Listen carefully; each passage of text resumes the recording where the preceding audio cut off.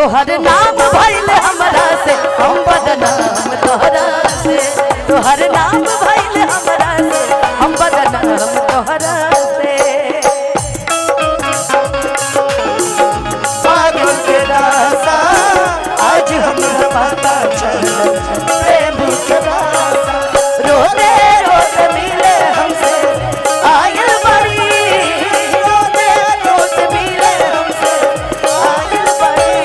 हमर जान आज हल्दी से मिटाई पड़ी, हमर जान आज हल्दी से। इसमें का जो लाइन है ना रोहित भाई ने लिखा है बड़ा प्यारा है। बिल्कुल बिल्कुल।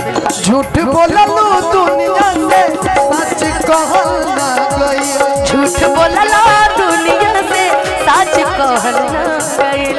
हमारी खुशी देखी तो रस रहल ना गई, हमर खुशी देख तोहरा से रहल ना गइल।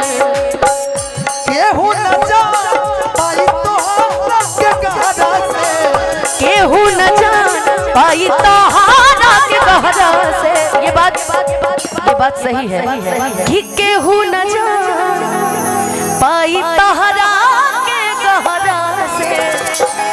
तोहर नाम भइल हमरा से हम बदनाम तोहरा से, तोहर नाम भइल हमरा से हम बदनाम तोहरा से, तोहर नाम भइल हमरा से हम बदनाम तोहरा से। ढेर दिन भइल पता न लगे जान हो, कहाँ गइला भइला ईद के तू चांद हो। अब हमारा बना तोहरा प्यार आवता, अब हमारा बना तोहरा प्यार आवता। केहू कमी पूरा करता हमार, केहू कमी पूरा करता हमार, तब फोन ना तोहरा होता, लागे मिल गइल बा दोसर कोनोया, तब फोन ना तोहरा। इस गाने का लास्ट लाइन जब बोलेंगे ना पूरा दर्द उसी में छिपा है। जी जी कि तू धनंजय के दिल में मतभेद कर देला, ये बोलिए हाँ, हाँ। कि तू अनुपमा के दिल में मतभेद कर देला, जब ना थरिया में खइला ओह में छेद कर देला।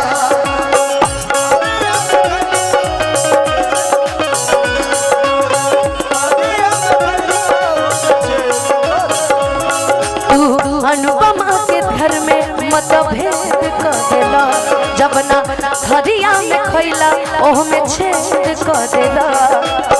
रोहित परेशान तहरा झूठ के कहरा से, धनंजय परेशान तोहरा झूठ के कहरा से। तोहर नाम भइल हमरा से हम बदनाम तोहरा से,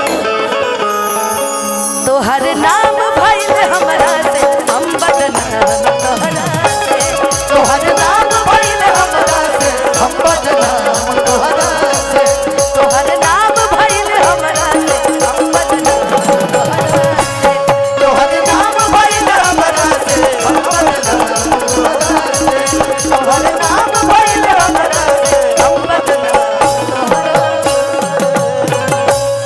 हम बदनाम तोहरा से। एक बार वो गाना सुना दीजिए ना।